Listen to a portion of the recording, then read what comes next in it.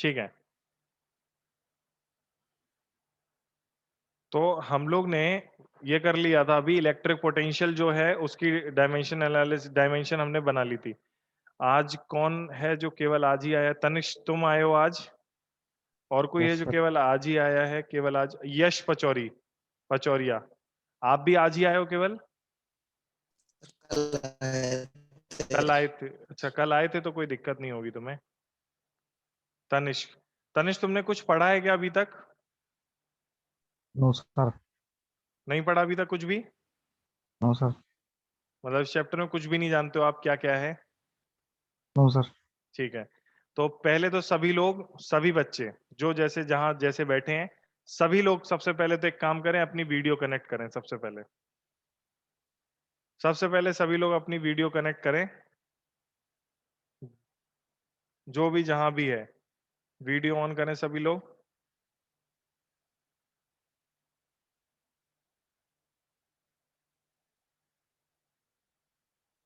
मैंने शायद पहले भी बताए हैं, मैंने कहा था मैं लगातार बताऊंगा, अभी फिर बता रहा हूं। There are some basic etiquettes.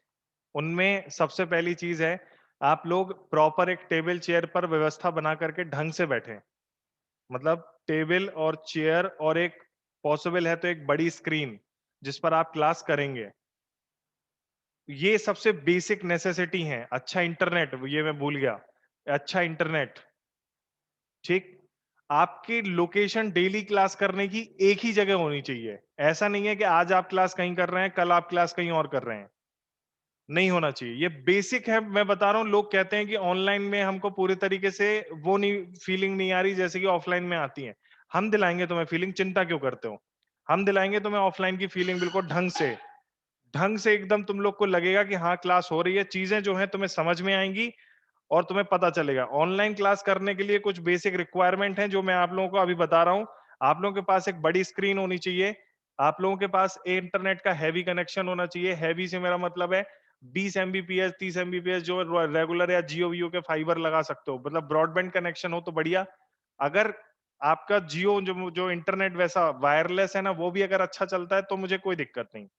पर ये है कि अच्छा चले, ऐसा नहीं है कि बीच बीच में कट रहा हो। क्लास चल रही हो, अचानक से टीचर बीच में से चला जाए तो ऑटोमेटिक सी बात है, वो क्लास खराब हो जाती है। एक ही जगह पर बैठना है, अपने हाथ में फोन पकड़ना नहीं है, उसको टिका के रखना है कहीं, अगर फोन है तो। नहीं तो बड़ी स्क्रीन है तो वो तो ऑटोमेटिकली टिकी रहेगी। अगर हाथ में फोन है तो उसको टिकाना है कहीं पर। बिना वीडियो ऑन के कोई भी रेगुलर क्लास में नहीं आ सकता, ये मैं तो फैक्ट बता रहा हूं मैं। एक आध दिन है, 2 3 दिन 4 दिन का मैं आप लोगों को समय दे रहा हूं, जो मैं बोल रहा हूं बेसिक सेटिंग बना लो। एक ही जगह रखो बैठने की, जहां पर डेली बैठ करके पढ़ाई करते हो, क्लास करते हो। एक ही जगह रखो, और उसी जगह बाद हमेशा पढ़ो। अच्छे से लाइटिंग लगा लो, बढ़िया, मतलब ऊपर से लाइटिंग अगर पॉसिबल है तो ऊपर से लाइटिंग लगा दो, जिससे कि तुम्हें लिखने में कोई दिक्कत ना हो। तो ये बेसिक जरूरी नेसेसिटीज हैं। फिर आगे मैं बेसिक जो नेसेसिटी है वो हो गई, आगे मैं आप लोगों को तरीके भी और बताते रहूंगा। अभी के लिए मैं थोड़ा सा रिवाइज कर रहा हूं, कल हमने क्या किया था, आप लोगों को आइडिया भी होना चाहिए। तो हमारे फिजिक्स में कई सारी फिजिकल क्वांटिटीज होती हैं, जिनके वजह से हम फिजिकल जो सिस्टम है और फिजिकल वर्ल्ड है उसको ठीक से समझ पाते हैं। फिजिकल वर्ल्ड जिसको हम टच कर सकते हैं, जिसको हम फील कर सकते हैं, जो हमारे चारों तरफ एग्जिस्ट करता है, उसको हम टच कर सकते हैं, फील कर सकते हैं। ये हमारा फिजिकल वर्ल्ड है हमारे चारों तरफ, इसको हम टच और फील कर सकते हैं। अब आगे बात आती है हमारी कि ये ऐसी कौन सी फिजिकल क्वांटिटीज हैं। बहुत सारी हैं, बहुत सारी हैं। जैसे कि कोई गाड़ी जा रही है तो उस गाड़ी के बारे में तुम्हें बतानी है, फिजिकल चीज है, गाड़ी है, टच कर सकते हो उसे, छू सकते हो, देख सकते हो, महसूस कर सकते हो, और गाड़ी की आवाज सुन सकते हो, तो उसको तुम्हें बताना है। तो गाड़ी की स्पीड तुम बता सकते हो, गाड़ी गई कितने स्पीड से गई, तुम्हें आइडिया लग जाएगा, अरे यार वो 320 किलोमीटर पर आवर की स्पीड से मैक्सिमम बाइक की स्पीड चल सकती है। तो तुम्हें आइडिया लग रहा है 320 तो बहुत ज्यादा होगी। इसी प्रकार से ये वैल्यू सुन करके तुम्हें आइडिया लग सकता है। जैसे कि मैं तुम्हें बताता हूं कि मेरी हाइट 6 फीट है, तो तुम्हें मेरी हाइट का अंदाजा, मैं बैठा हूं लेकिन तुम्हें अंदाजा लग गया कि अरे यार सर की हाइट तो अच्छी है, लंबी है। फिर मैं तुम्हें बताता हूं कि मेरा जो वजन है वो 100 किलोग्राम का है, तो आपको लगा अरे यार सर की तो मजबूती भी बहुत ज्यादा है, मतलब मैं अपने आप को हेल्दी कहलवाना पसंद करता हूं, मोटा नहीं। लेकिन तुम्हें आइडिया लग जाएगा कि ये व्यक्ति मोटा है अथवा पतला है। भले ही तुम मुझे ठीक से समझ नहीं पा रहे हो, देख नहीं पा रहे हो अभी, लेकिन मेरे बताने पर तुम्हें आइडिया लग रहा है। अगर मान लेते मैं अपना कैमरा भी ऑन नहीं करता और मैं बताता कि यार मेरी बड़ी सी दाढ़ी है, तो तुम्हें फील होता मेरे बाल नहीं है, तुम्हें पता चल जाता, तुम आइडिया लगा लेते, मेरी छवि तुम्हारे दिमाग में बन जाती अपने आप ही। तो ये कुछ चीजें हैं जिससे हम किसी को भी डिस्क्राइब कर सकते हैं। अगर तुम डिस्क्राइब करने में नंबर्स भी ला दो, संख्या ला दो, तो मजा ही आ जाता है। तो वो मजा हम फिजिकल क्वांटिटीज से लेते हैं। तो there are 7 fundamental physical quantities, 2 supplementary physical quantities and many more derived physical quantities. All other physical quantities are derived physical quantities. तो यहां पर हमारे पास 7 फंडामेंटल कौन कौन सी हैं? Mass, length, time, electric current, temperature, amount of substance और luminous intensity. यानी कि ये वो फिजिकल क्वांटिटीज हैं जिनको बताने के लिए हमें कोई एक्स्ट्रा जरूरत नहीं है। जैसे कि स्पीड बताना है तो डिस्टेंस और टाइम उसमें आता है, बिना डिस्टेंस और टाइम के तुम स्पीड नहीं निकाल सकते। एरिया बताना है तो लंबाई और चौड़ाई नापनी पड़ेगी। क्या नापोगे? लंबाई। क्या नापोगे? चौड़ाई। दोनों ही लेंथ है। तो लेंथ बेसिक चीजें हैं जिससे तुम एरिया बता सकते हो, जिससे तुम वॉल्यूम बता सकते हो, और डिवाइड बाय टाइम करोगे तो स्पीड बता सकते हो, और भी आगे बहुत सारी चीजें हैं। इसीलिए वो फंडामेंटल में आती है। तो हर फंडामेंटल फिजिकल क्वांटिटी हमने सातों लिख रखी हैं। फिर यहां पर एक जो यूनिट है, या आपको कोई दिक्कत नहीं, उसका सिंबल है, आपको कोई दिक्कत नहीं। आपको समस्या हो सकती है ये डायमेंशनल एनालिसिस या डायमेंशनल फॉर्मूला क्या है। डायमेंशनल फॉर्मूला समझ लो उस फिजिकल क्वांटिटी का सिंबल है। Why do we need this symbol, extra symbol for physical quantity? हम इसलिए ये सिंबल की जरूरत पड़ती है सो दैट जो और दूसरी फिजिकल क्वांटिटीज है जिनको we are saying derived physical quantities, we can exactly explain how many fundamental physical quantities are being used in order to describe this derived physical quantities. This किन किन fundamental से मिलकर के हमारी फलानी डिराइव्ड फिजिकल क्वांटिटी बनी है, वो हम ठीक तरीके से बता पाएंगे। तो फंडामेंटल फिजिकल क्वांटिटीज 7 होती हैं, डिराइव्ड फिजिकल क्वांटिटीज बहुत सारी होती हैं, बाकी बची डिराइव्ड है, लेकिन दो हमारी सप्लीमेंट्री हैं। सप्लीमेंट्री फिजिकल क्वांटिटीज कौन सी होती हैं? जैसे कि प्लेन एंगल और सॉलिड एंगल।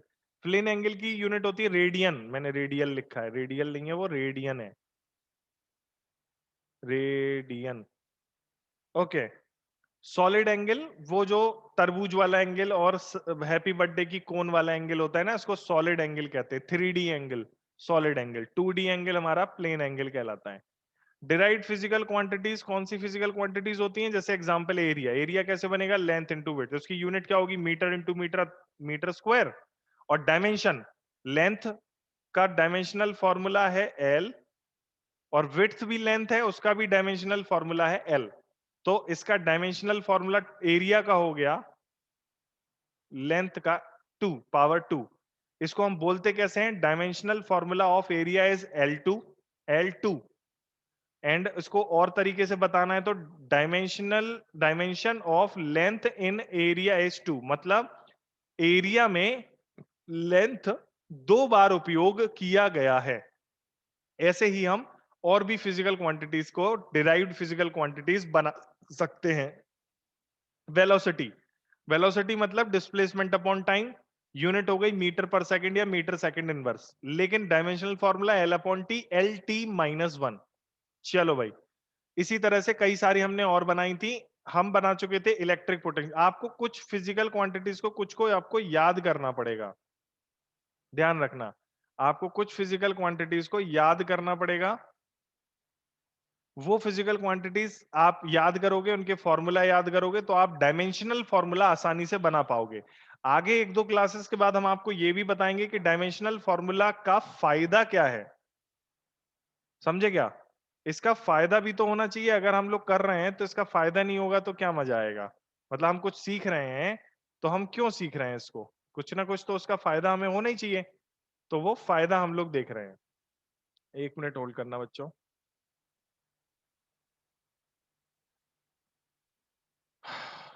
तो डायमेंशनल एनालिसिस के कई सारे फायदे भी होंगे। पहले हम डायमेंशन बनाना तो सीख लें, फिर आगे हम फायदे भी इसके जान लेंगे। ठीक है, 1 मिनट।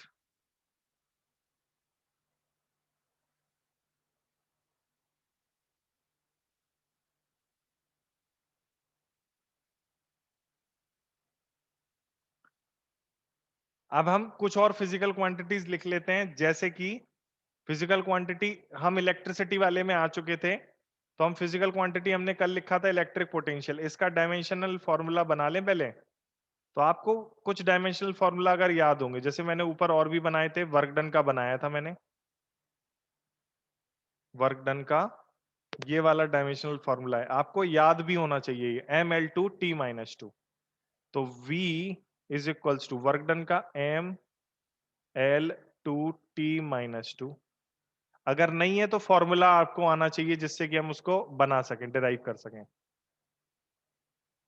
करंट, करंट का फॉर्मूला, सो W अपॉन क्यू, क्यू का चार्ज इज इक्वल्स टू होता है करंट इनटू टाइम। देखो फॉर्मूला मैंने लिख दिया। तो हम लोग ने करंट का फॉर्मूला, डायमेंशनल फॉर्मूला ए लिखते हैं, टाइम को टी लिखते हैं, ये ऊपर गया माइनस में हो जाएगा, एम एल टू टी ऊपर गया -2 था ही, -3 हो गया, और ए ऊपर गया तो -1 हो गया। ये इलेक्ट्रिक पोटेंशियल का डायमेंशनल फॉर्मूला हो गया। अगर हमसे कोई पूछता है इलेक्ट्रिक रेजिस्टेंस का डायमेंशनल फॉर्मूला बनाओ, इलेक्ट्रिकल रेजिस्टेंस का, तो कोई बना पाएगा क्या? बताएं इलेक्ट्रिकल रेजिस्टेंस का डायमेंशनल फॉर्मूला।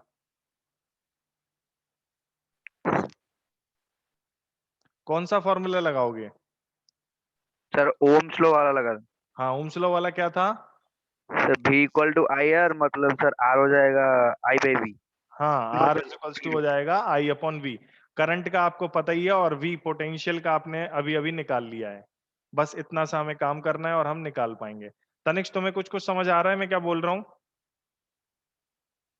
Yes sir. ठीक है, तो तुम्हें अगर नहीं भी आएगा तो इट्स ओके, अभी बहुत बहुत स्टार्टिंग में है। मैं क्या है, नए बच्चों की एक्स्ट्रा अलग से क्लास लेता हूँ, बट अभी हम उस लेवल पे ही नहीं है कि जहां हमें एक्स्ट्रा की जरूरत भी पड़े। हम लोग बहुत चिल मोड में चल रहे हैं अभी। जैसे ही हम लोग उसमें आएंगे काइनामेटिक्स में, तो हमारा मोड चिल से नॉट चिल हो जाएगा, स्पीड बढ़ा लेंगे अपन लोग अपनी। ठीक है, तो हम आगे बढ़ते हैं। तो अगला है हमारा क्वेश्चन में रेजिस्टेंस, इलेक्ट्रिकल रेजिस्टेंस।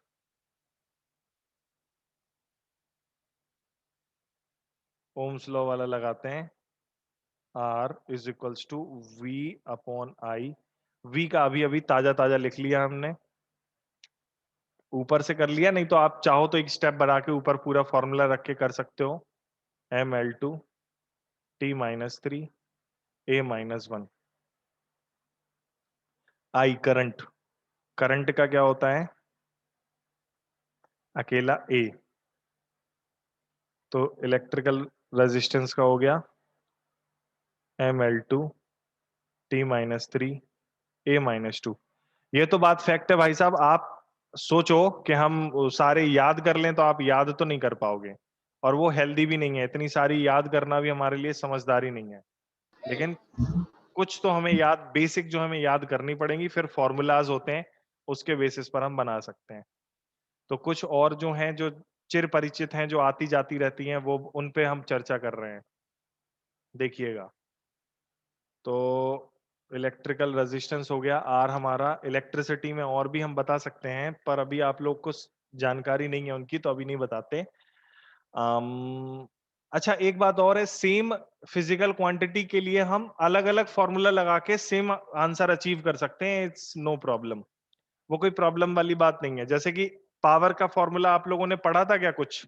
ओम मतलब वो ओम्स लॉ के बाद पावर का, इलेक्ट्रिकल पावर का फॉर्मूला पढ़ा था क्या? एक sir P equal to W by T. W/T, वो तो वर्क डन पर यूनिट टाइम, वो तो यूनिवर्सल मतलब अल्टीमेट फॉर्मूला वही है, rate of doing work is known as power. परंतु आपने इसमें इसमें एक वोल्टेज और करंट वाला फॉर्मूला भी तो पढ़ा होगा। सर वो तो सर उसी से भी डिराइव हो जाता है सर, हाँ पावर इक्वल टू हाँ, वी आई। बिल्कुल सही। VI, W/T होता है, और work done is equals to क्या हो जाता है हमारा? V into I into T. तो T से T डिवाइड। अच्छा, आप अगर चाहो ये वाले आपको डायमेंशनल फॉर्मूलाज याद हैं, वर्क डन का याद है, टाइम टाइम का याद है, तो आपने ये कर लिया। और अगर आपको वोल्टेज और करंट का याद है तो ये वाला फॉर्मूला लगा दिया। मतलब एक ही को पहुंचने के मल्टीपल रास्ते हो सकते हैं। तो जल्दी बताइएगा, पावर का क्या आएगा? किसी भी फॉर्मूले से आप इसको अचीव कर सकते हैं। बताएं पावर का क्या आएगा? वर्क डन का है ml2t-2 और वोल्टेज का अभी ऊपर लिखा ही है आपने, जस्ट ये लिखा ही है वोल्टेज का ये वाला। Sir ml2 t hmm minus 3 a minus 2। ml2t-3a-2 देखते हैं क्या कह रहे हैं बाकी जनता क्या कहती है। बनाएं।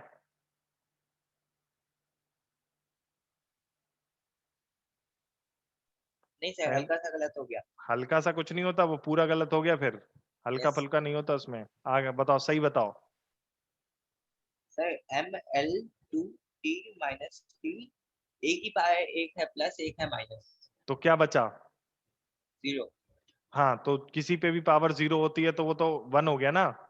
यस सर, तो ml2 t minus 3। अच्छा, एक प्रैक्टिस ये भी है, A0 भी लिखना प्रैक्टिस है।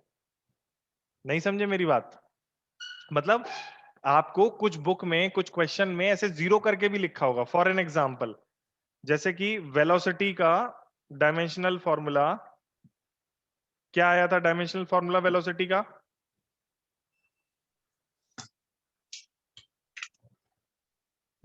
डायमेंशनल फॉर्मूला क्या दिख रहा है आप लोगों को? Sir LT inverse. LT -1। -1। तो आप इसको ऐसे भी ले सकते हो, m0 L1 t-1। मास नहीं था ना उसमें, लेकिन मास, लेंथ और टाइम ये ज्यादा यूज होने वाली फंडामेंटल फिजिकल क्वांटिटीज हैं। तो आप इसमें ये भी कर सकते हो कि m0 L1 t-1 ऐसे भी लिख सकते हो। ये भी एक प्रैक्टिस है बुक्स में कहीं पर, और या फिर कोई टीचर भी ऐसे बताते हैं, ऐसे लिखो। तो बात वही है जो मैंने बोला था कि वेलोसिटी में मास है ही नहीं, dimension of mass in velocity is 0। बोलो तनिष, क्या कह रहे हो? नथिंग। ओके। तो कौन से स्कूल में हो तनिष बाबा तुम? ब्लू वेल्स कहाँ रहते हो झांसी में? Inside Datia gate. ओके। तो आप लोगों के सभी के मतलब घरों के आसपास कोरोना के हालत तो खराब ही होंगे, नहीं? Yes sir. सर मैं तो मेडिकल पे रहता हूँ। तो तुम तो उधर ही रहते हो। सभी लोग अपना ध्यान रखें, जितना कम हो सके बाहर निकले। हम लोग भी अभी सेंटर से क्लास ले रहे हैं, लेकिन हम लोग भी कुछ दिन में घर से ही क्लासेस लेंगे अपनी। तो ये मुझे ऐसे लगता है कि ये लंबा नहीं चलेगा। कोविड का जो केसेस हैं सब फॉल होने शुरू हो जाएंगे एक बार बहुत तेज तरीके से, अगर वैक्सीनेशन होना शुरू हो गया तो फिर ये ज्यादा लंबा नहीं चलेगा। मतलब मुझे ऐसा लगता है कि जून में लगभग भारत का 30% से ऊपर वैक्सीनेशन हो जाएगा, तो ये सब टेंशन खत्म हो जाएंगी। मतलब आपके स्कूल मोस्ट प्रोबेबली जुलाई के मिड में, लास्ट में या फिर अगस्त में खुल सकते हैं, स्कूल कोचिंग सब, मतलब ऑफलाइन वाला। तो आपको मतलब शायद ही आपके सिलेबस में कुछ कमी हो। आप लोग अपना पूरा पढ़ने के हिसाब से ही चलेंगे कि अपन पूरा पढ़ रहे हैं। पावर हो गया हमारा, ऐसे ऐसे हमारे पास और भी कई सारी फिजिकल क्वांटिटीज होती हैं।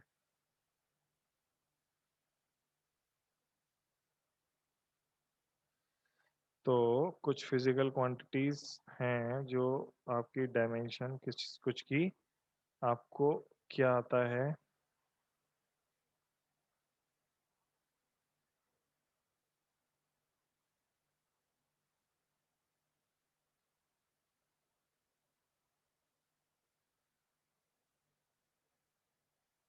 मैं कुछ कॉपी पेस्ट करने की कोशिश कर रहा हूँ, देखते हैं हो पाता है कि नहीं।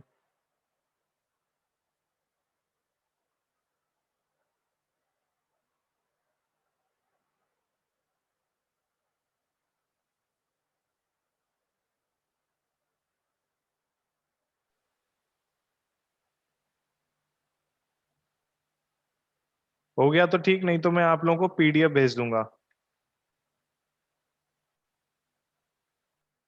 ओके, कुछ तो हुआ है।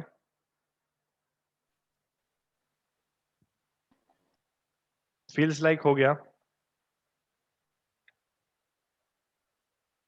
These are the quantities having same dimensional formula.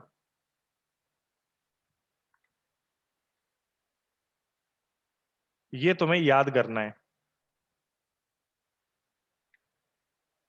Quantities having same dimensional formula, ये तुम्हें याद करना है।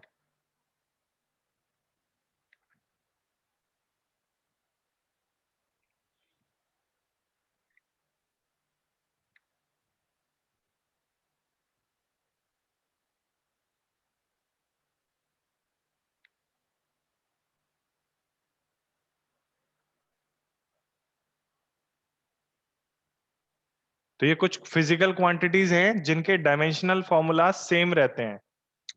दिखाई दे रहे हैं सभी को ना? ये वो फिजिकल क्वांटिटीज हैं जिनके डायमेंशनल फॉर्मूला सेम रहते हैं। अब आपको ऐसे क्वेश्चंस आते हैं, अगर आप JEE की तैयारी कर रहे हो या नीट की तैयारी कर रहे हो, तो जो आसान वाले क्वेश्चंस आते हैं वो ऐसे आते हैं कि जो आपको एक फिजिकल क्वांटिटी दे देंगे और कहेंगे ये जो दी गई 4 फिजिकल क्वांटिटीज हैं, इनमें से कौन सी फिजिकल क्वांटिटीज का जो डायमेंशनल फॉर्मूला है वो सेम है, इसके साथ मिलता जुलता है, डायमेंशनल फॉर्मूला सेम है। तो आपको याद नहीं करना है, आपको याद फॉर्मूला करना है। अच्छा, मुझे एक बात और बताने दो, क्या है, अभी तो आप लोग सुनना मेरी बात, अभी तो आप लोग क्या है, शुरुआत में हो 11th के, और यहां पर चैप्टर का नाम है डायमेंशनल एनालिसिस। इसका मतलब ये है कि आपको लगभग पूरे फिजिक्स में यूज होने वाली हर फिजिकल क्वांटिटी का पाला इधर पे पड़ जाएगा। अब इट इज नॉट पॉसिबल कि आप सारी फिजिकल क्वांटिटीज को इधर ही समझ लो, मतलब आप इधर ही, ऐसा तो पॉसिबल हो ही नहीं सकता कि आप सारी फिजिकल क्वांटिटी यही निपटा के आगे बढ़ो, नॉट पॉसिबल। तो अब होगा क्या, ये मैं बताता हूं। आपको कुछ फिजिकल क्वांटिटीज याद हो जाएंगी, कुछ याद करनी होंगी, और बाकी मैं छुड़वा दूंगा। आपको बाकी फिजिकल क्वांटिटीज को याद करने की जरूरत नहीं है, बाकियों के फॉर्मूले क्या हैं आप धीरे धीरे जैसे 11th पढ़ोगे 12th पढ़ोगे आपको याद हो जाएंगे। आप मतलब जब फाइनल एग्जाम में बैठोगे ना, तब आपके लिए डायमेंशनल एनालिसिस याद करने वाली जो चीज है वो बच्चों का खेल होंगी, क्योंकि आप पूरी फिजिक्स पढ़ चुके होगे, हर फिजिक्स का, हर फिजिकल क्वांटिटी का आपको फॉर्मूला आता होगा जो भी यहां पर आपसे पूछा जाएगा। तो dimensional formula is not a big thing after a while. अभी आपको हो सकता है बड़ा लग रहा हो, अभी फिजिकल क्वांटिटीज आपको जम नहीं रही होंगी, ठीक है, लेकिन वो आगे आपको जमने लगेंगे, आपको टेंशन वाली बात नहीं है कोई, आपको चिंता नहीं करना। अच्छा, यहां पर जैसे कि ये है,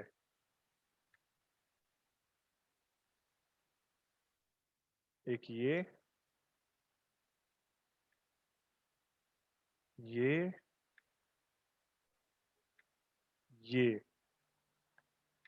ये अच्छे से दिख नहीं रही, बस वो कोई दिक्कत नहीं, मैं इन पे ओवरराइट कर देता हूं तो अच्छे से दिखने लगेंगी थोड़ी सी।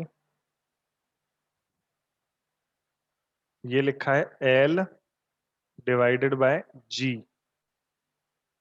ये लिखा है M डिवाइडेड बाय K, ये under root R divided by G, R for radius, लिखा भी होगा नीचे, हाँ लिखा है, डिवाइडेड बाय G। इधर पे अंडर रूट LC, ये भाई साहब बहुत इंपॉर्टेंट रही है। L फॉर इंडक्टर का इंडक्टेंस होता है, C फॉर कंडक्टर का कंडक्टेंस होता है, और इसकी डायमेंशनल फॉर्मूला आप देखोगे तो बहुत छोटा है। अब इंडक्टर और कंडक्टर आपको पता ही नहीं है, कंडक्टर कैपेसिटर, इंडक्टर और कैपेसिटर पता ही नहीं है। इंडक्टर तो मैं नहीं बताऊंगा, लेकिन मैं कैपेसिटर बता सकता हूँ अभी हाल फिलहाल में ही। कैपेसिटर मतलब होता है जो पंखे में कंडेंसर नहीं लगा होता है आप लोगों के, कंडेंसर हटा दो तो पंखा स्लो चलने लगता है, ऐसा होता है क्या, पता है आपको? कंडेंसर देखा पंखे का? No sir.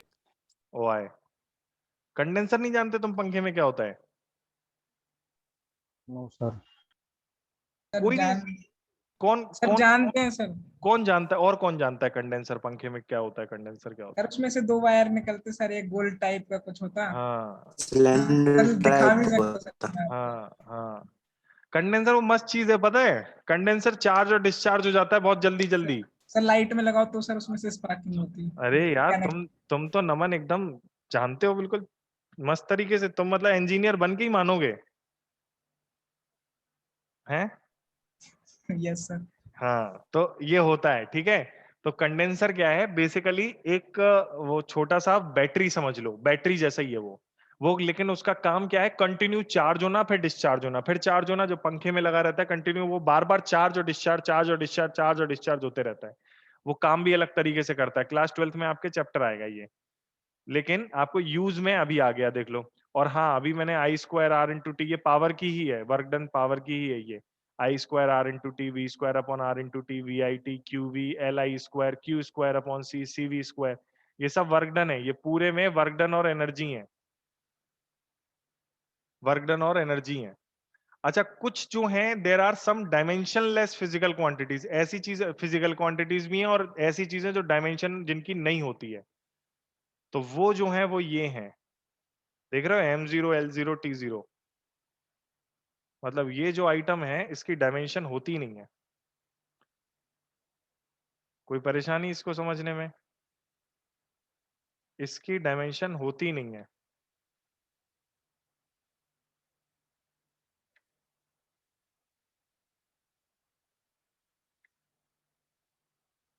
ये जो है इनकी डायमेंशन नहीं होती। अच्छा, स्ट्रेन, रिफ्रैक्टिव, अच्छा रिफ्रैक्टिव इंडेक्स तो जानते हो, कोई फॉर्मूला बताएगा रिफ्रैक्टिव इंडेक्स का? Sine I upon sine R. हाँ, sine I upon sine R. और कोई formula? C by V. C by V, very nice very nice, C by V. C क्या होता है? Speed of light speed of light in air और vacuum. हाँ, और V क्या होता है? Speed of light in medium. Very nice very nice. तो देखना, सोचना, तो ऊपर भी स्पीड है, नीचे भी स्पीड है, तो स्पीड की ऊपर जो डायमेंशन होगी वही नीचे डायमेंशन होगी, तो ऊपर से और नीचे से स्पीड कट जाएगा। यस, आया क्या समझ में? ऊपर से और नीचे से स्पीड कट जाएगा। आया समझ में कि नहीं आया? जैसे साइन आई और साइन आर है, उसकी भी डायमेंशन नहीं होती, साइन आई की पूरे की डायमेंशन नहीं होती। अब इसमें एंगल की डायमेंशन नहीं होती, सॉलिड रिलेटिव। अच्छा, यहाँ पर मैं कुछ चीजें और जोड़ता हूं जिनकी डायमेंशन नहीं होती, जैसे कि trigonometrical ratio.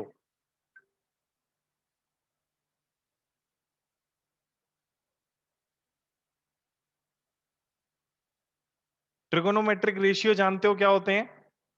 T ratios, yes. Yes sir. Sine theta cos theta, ये सारे के सारे जो हैं लेंथ अपॉन लेंथ ही होते हैं,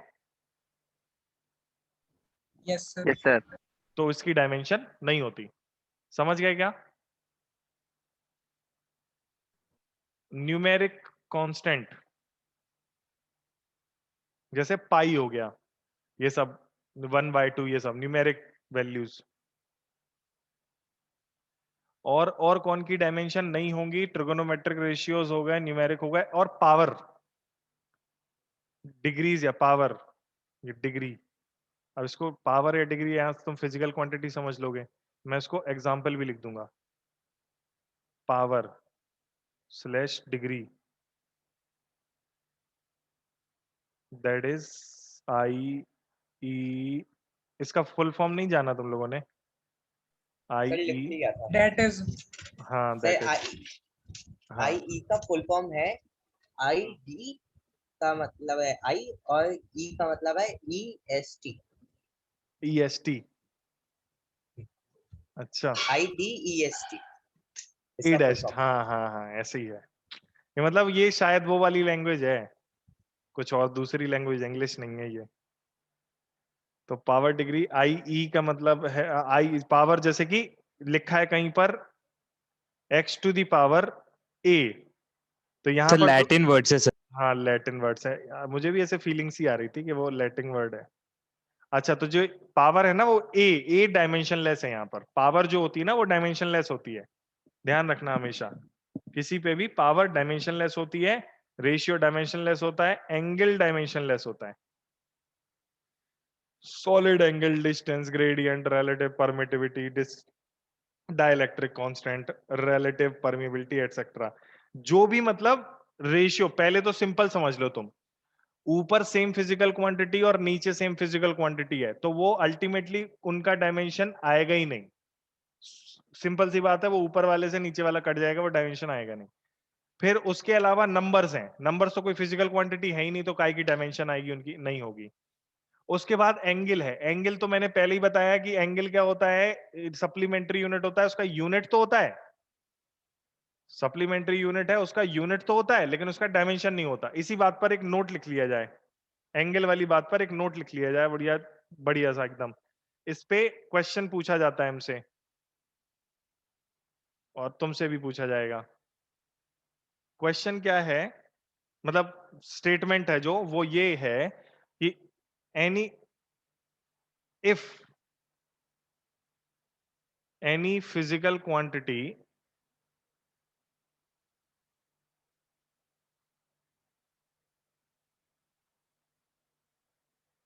does not have a unit, अगर उसकी यूनिट ही नहीं है तो क्या उसकी डायमेंशन होगी?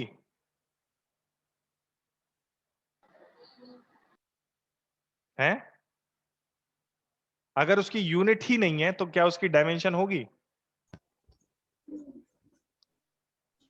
नो सोचो, सर। सोच लो। अगर उसकी यूनिट ही नहीं है, मतलब यूनिट है ही नहीं, जैसे कि रिफ्रैक्टिव इंडेक्स, उसकी कोई यूनिट ही नहीं है, तो यूनिट ही नहीं है तो डायमेंशन भी नहीं होगी। ये फैक्ट वाली बात है। If any physical quantity does not have a unit then it is definitely dimensionless.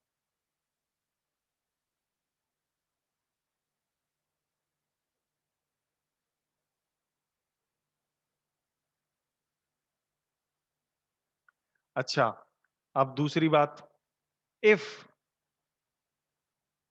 Any physical quantities have unit,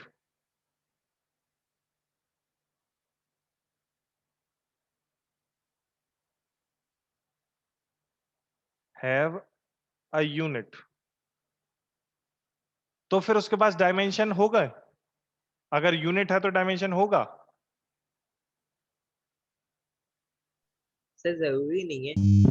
हाँ, जरूरी नहीं है, मतलब इसका मतलब तो इसका मतलब जैसे कि अभी हम लोगों ने उसका देखा था, मीटर पर सेकंड और मीटर पर सेकंड दोनों कैंसिल हो गए। बिल्कुल सही। तो फिर वो तो यूनिट भी कैंसिल हो गई ना, मैं कह रहा हूं यूनिट है। रिफ्रैक्टिव इंडेक्स मीटर पर सेकंड कैंसिल हो गया, मतलब वो तो यूनिट भी नहीं है। यूनिट भी नहीं है तो वो तो साफ साफ लिखा मैंने कि यूनिट नहीं है तो डायमेंशन होगी नहीं। मैं कह रहा हूं यूनिट है तो क्या डायमेंशन भी है?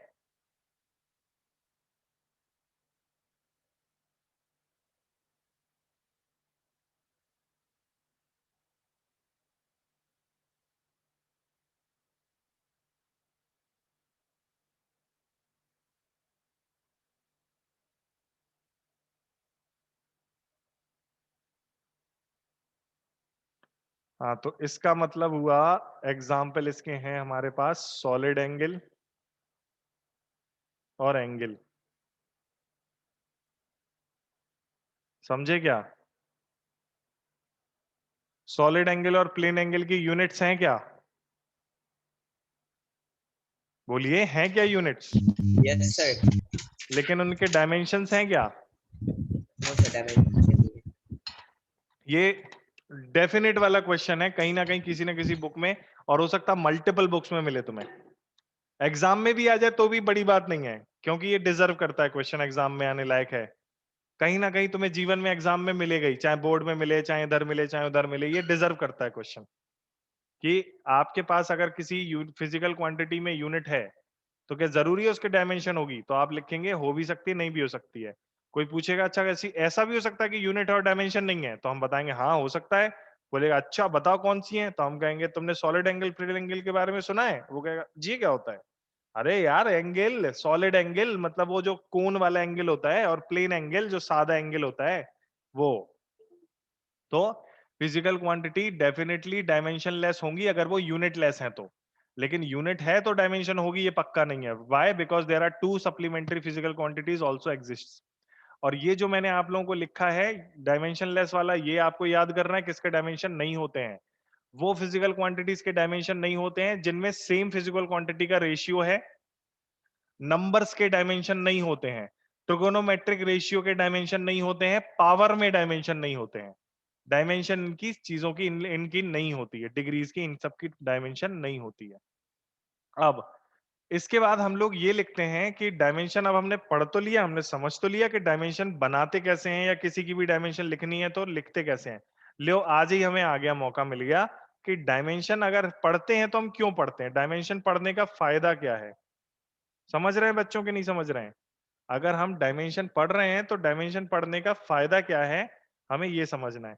एप्लीकेशन ऑफ डायमेंशनल एनालिसिस, हमारे डायमेंशन एनालिसिस के एप्लीकेशन क्या क्या हैं देखते हैं। एप्लीकेशन ऑफ डायमेंशनल एनालिसिस,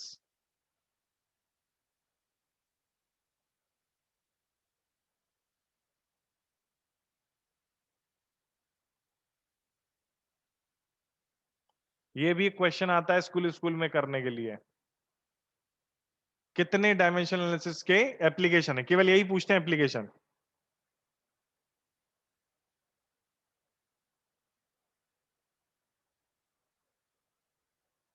इसके पहले मुझे कुछ बताना है, लेकिन मैं ये लिख लूं, उसके बाद में बताऊंगा इसके पहले क्या बताना है। मतलब ये तो विरोधाभासी वाली बात हो गई, लेकिन ऐसे ही है, बस जो है सो है। एप्लीकेशन ऑफ डायमेंशनल एनालिसिस, सबसे पहला जो इसका यूज है वो आप करते हैं to find the unit of a physical quantity in a given system. सबसे पहला, find unit of a physical quantity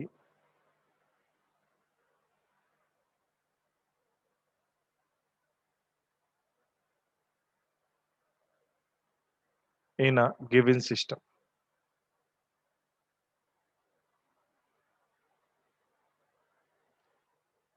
दूसरा,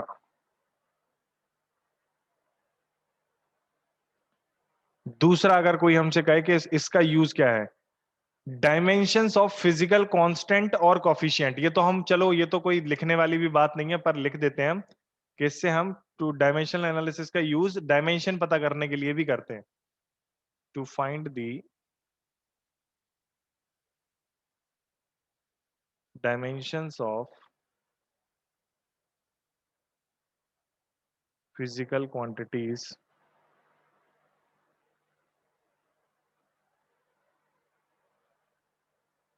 and constant, physical constant.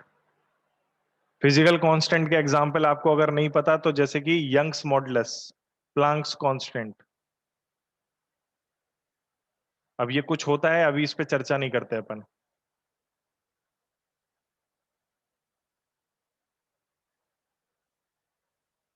Young's modulus, आपको इनकी तरीका याद, इनको ये इनकी वैल्यूज क्या होती है वो तरीका मैं बता दूंगा। उसके बाद अगर हमसे ये है कि हम यूनिट का कन्वर्जन भी डायमेंशनल एनालिसिस की हेल्प से कर सकते हैं, जैसे कि there are multiple system of units, जैसे कि एमकेएस यूनिट है जो बाद में बदल के एसआई यूनिट बना, सिस्टम बना। सीजीएस यूनिट है। और कौन कौन से यूनिट सिस्टम है, कौन कौन से यूनिट सिस्टम है Priyanka? Do you know any system of units? MKS except MKS and CGS? MKS and CGS के अलावा कुछ पता है क्या प्रियंका? बेटा आवाज आ रही है मेरी?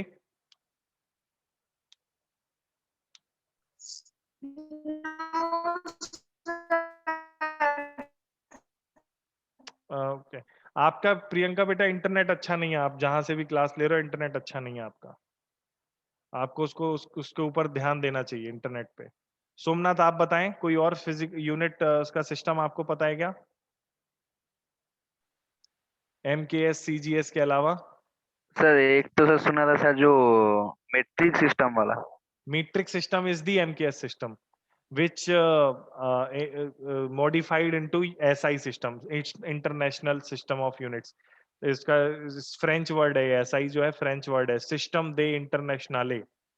तो फ्रांस में ही ऐसे वो हुई थी, सम्मेलन हुआ था, उसके बाद सब साइंटिस्टों ने डिसाइड किया कि यार अलग अलग देश में अलग अलग सिस्टम ऑफ यूनिट चलाने से तो बेहतर है हम एक कॉमन बना ले जिससे कि किसी को दिक्कत ना हो। उसी को मीट्रिक सिस्टम उठाया MKS वाला, जो कि ब्रिटेन और यूरोप वाला मेन था। यूरोप में और भी कई सारे सिस्टम चलते थे, जिसमें और बड़ा फेमस सिस्टम है FPS सिस्टम, फुट पाउंड और सेकंड वाला सिस्टम। लेंथ को फीट में नापना और मास को पाउंड में नापना और टाइम को सेकंड में नापना।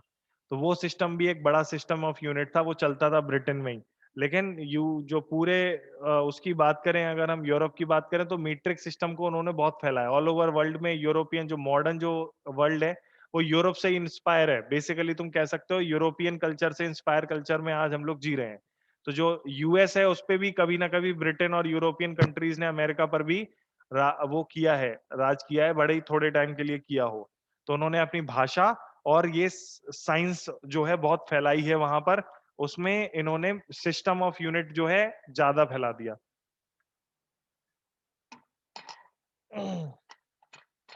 अब हम लोग कई सारे सिस्टम ऑफ यूनिट होते हैं, इनको कन्वर्ट करने के लिए भी हम इस्तेमाल करते हैं किसका, डायमेंशनल एनालिसिस का। टू कन्वर्ट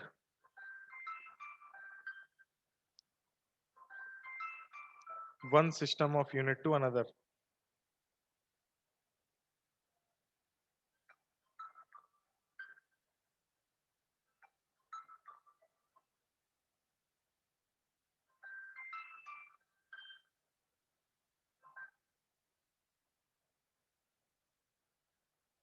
एक सिस्टम ऑफ यूनिट से दूसरे सिस्टम ऑफ यूनिट में कन्वर्ट करने के लिए भी हम है, जैसे एमकेएस से सीजीएस, सीजीएस से एफपीएस, ऐसे भी बदल सकते हैं। फिर उसके बाद to change the to to to check the dimensional correctness of any equation. To check मतलब कोई इक्वेशन दी है हमारे पास, उस वो डायमेंशन, जैसे कि इक्वेशन ऑफ मोशन ही है, ले लो एस बराबर UT plus half A T square, second equation of motion है। तो ये इक्वेशन डायमेंशनली चेक करना पड़ता है करेक्ट है कि नहीं है। अब इसमें एक बात है वो बताता हूं। अगर कोई इक्वेशन डायमेंशनली इनकरेक्ट है, तो अगर डायमेंशन ही नहीं मैच कर रहा है तो वो अल्टीमेटली वो पूरी इक्वेशन ही इनकरेक्ट है। लेकिन अगर कोई इक्वेशन डायमेंशनली करेक्ट है तो इसका मतलब चलो चेक कर लो, हो सकता है वो फिजिकली भी करेक्ट हो। To check the dimensional correctness of a system.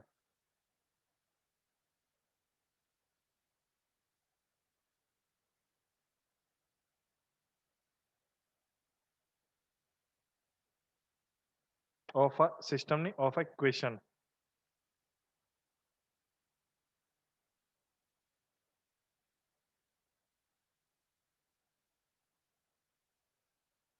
इसके बाद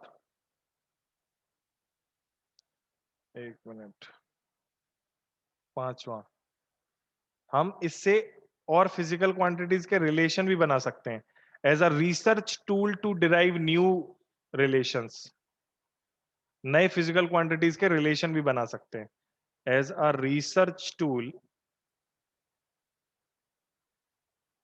आप पूरी 11th और 12th की फिजिक्स में देखोगे, जो डेरिवेशन है इक्वेशन का, डेरिवेशन करने का एक तरीका डायमेंशनली डिराइव करना भी होता है। वैसे वो एग्जैक्टली सही तरीका नहीं है, सही का मतलब पूरा तरीका इनफ नहीं है। मुझे फिर बोलने दो, मेरे शब्दों को फिर बोलने दो। जैसे अगर आप जो ये पांचवा वाला यूज है ना, एप्लीकेशन ऑफ डायमेंशनल एनालिसिस, कि as a research tool to derive new relations. तो जैसे कि दो फिजिकल क्वांटिटीज हैं ए और बी, वो सी से रिलेट करते हैं, तो सी से रिलेट करते हैं ये हमें पता है, लेकिन कैसे रिलेट करते हैं वो हमें नहीं पता। तो कैसे रिलेट करते हैं तो नया रिलेशन भी हम डिराइव कर सकते हैं। तीन आपस में कैसे रिलेट करते हैं वो हम बता सकते हैं। आपको जो सबसे इंपॉर्टेंट है वो यही वाला है कि as a research tool to derive नई फिजिकल क्वांटिटीज के रिलेशन डिराइव करना। तो ये 5 हैं इसके एप्लीकेशन ऑफ डायमेंशनल एनालिसिस। अभी मैंने आपको कहा था कि मैं आपको एक चीज पढ़ाऊंगा जो इन पांचों के लिए जरूरी है। ठीक है, वो चीज क्या है मैं बताता हूं। इसको कहते हैं हम लोग प्रिंसिपल ऑफ सुपरपोजिशन। सुपरपोजिशन कह रहा हूं, प्रिंसिपल ऑफ होमोजेनिटी। अब ये भला क्या चीज हो गई प्रिंसिपल ऑफ होमोजेनिटी? होमोजेनिटी का मतलब समझते हो क्या होता है? कोई बताएगा? हैं? सिमिलर? क्या सिमिलर? एग्जाम्पल कुछ केमिस्ट्री में पढ़ा होगा ना तुम लोगों ने, क्या पढ़ा है? सर जो शुगर वाटर सॉल्यूशन या सॉल्ट वाटर सॉल्यूशन। हाँ हाँ हाँ हाँ हाँ। Very nice very nice. Sugar water solution और सॉल्ट वाटर जब तुम घोल देते हो तो वो होमोजेनियस मिक्सचर हो जाता है, लेकिन अगर तुमने जैसे कंकड़ पत्थर को पानी में डाल दिया घोलोगे तो वो घुलेगा नहीं, उसको हम नॉन होमोजेनियस मिक्सचर कहते हैं। एग्जैक्टली हम लोग यही बात कर रहे हैं। अब इस होमोजेनिटी का मतलब समझाने के लिए मुझे एक स्टेटमेंट लिखना पड़ेगा। स्टेटमेंट कुछ इस प्रकार से है, for any given equation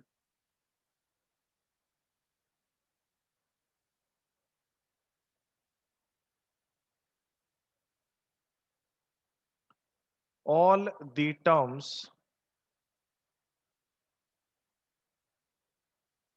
must have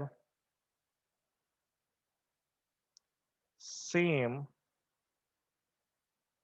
dimensional formula।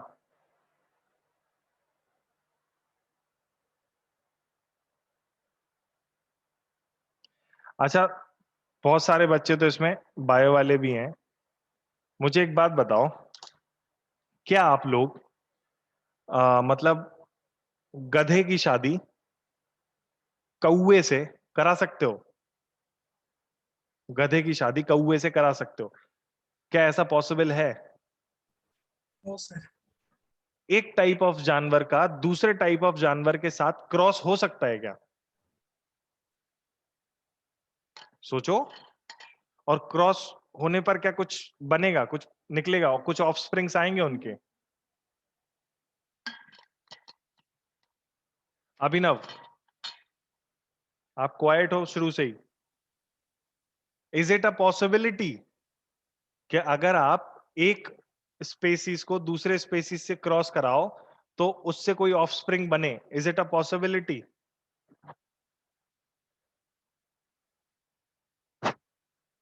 Are you not getting my point Abhinav?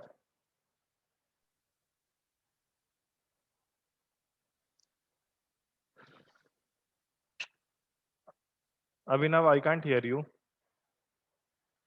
अभिनव, या जो भी आप लोग क्लास कर रहे हो सभी लोग अपने माइक और इंटरनेट और फोन ऑन ये सब को ध्यान रखें।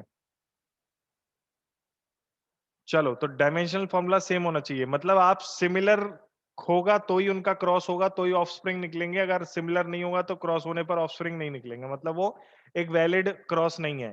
तो यहां पर भी यही होता है, क्रॉस से यहां पर मतलब है टर्म्स। टर्म्स जैसे कि इक्वेशन है, इक्वेशन कैसे कि a प्लस माइनस बी बराबर C plus minus D.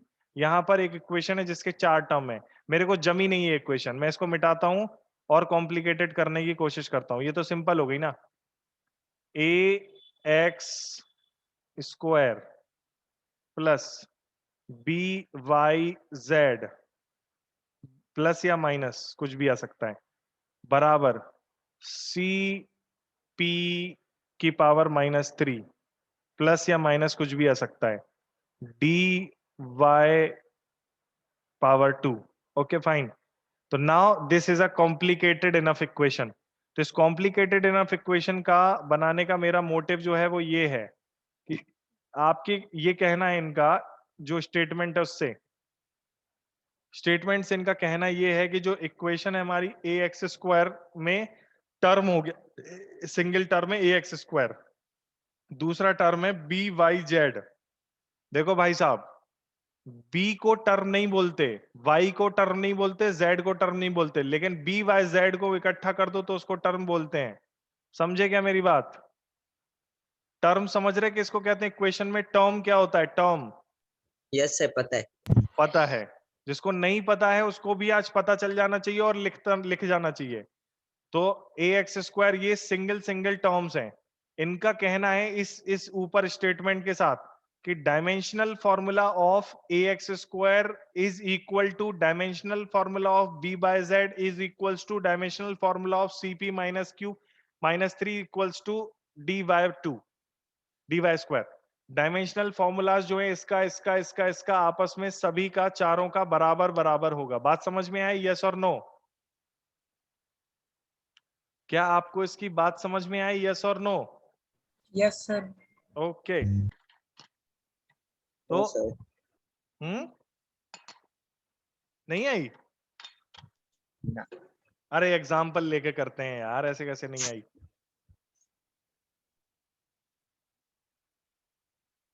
Second equation of motion S बराबर ut plus half A T square. जरा देख के बता एस फॉर क्या है? डिस्प्लेसमेंट। डिस्प्लेसमेंट का डायमेंशनल फॉर्मूला क्या है? लेंथ। L और वेलोसिटी का डायमेंशनल फॉर्मूला क्या है? dimensional formula sir LT minus one. Inverse L T minus 1 और टाइम का T दोनों को कंबाइंड करेंगे दोनों को, तो एल टी माइनस वन में टी का मल्टीप्लाई करेंगे तो कितना आएगा? Sir LT 0 L L T zero, यानी कि एल बचेगा। उधर ए टी स्क्वायर की बात करते हैं। A for acceleration. एक्सेलरेशन का क्या होता है? L T minus two. क्या होता है एक्सेलरेशन का? L T minus two. और टाइम का क्या है? T T T T square. तो T minus two T square मिलकर के चला गया, बचा क्या? एल। तो क्या इस इक्वेशन में तीनों के डायमेंशनल फॉर्मूला सेम नहीं है? सेम है। अगर सेम नहीं होते तो ये इक्वेशन सही भी नहीं होती। समझे क्या? इसको बोला उधर। Yes, sir. Got it? Yes sir, अब समझ आ गया। अब आ समझ गया आ गया। बुला दो उसको, इस क्लास नहीं है उसकी मेरी। हाँ ठीक है बच्चों, tata bye bye. Class Thank you. खत्म करते हैं हम लोग। ये मैं आज आपको पीडीएफ भेजूंगा। बाय। Thank you. वेलकम बेटा। मैथ्स नहीं ले रहा यार अभी।